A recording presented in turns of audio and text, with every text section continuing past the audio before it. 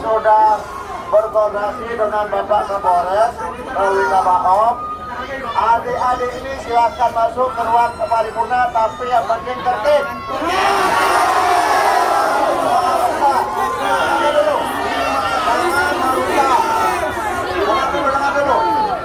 Kemudian kami minta dari ormas dari mahasiswa yang mewakili 20 orang untuk kita berdiskusi.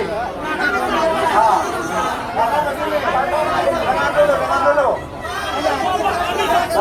Jadi kita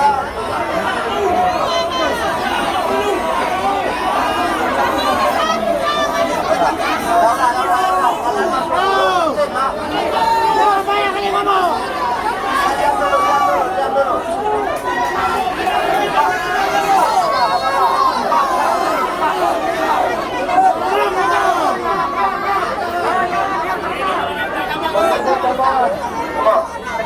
Sekarang nih, saya minta mundur dulu bentar, mundur.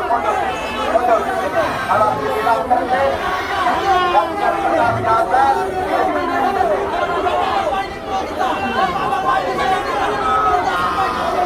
Saya yakin dong.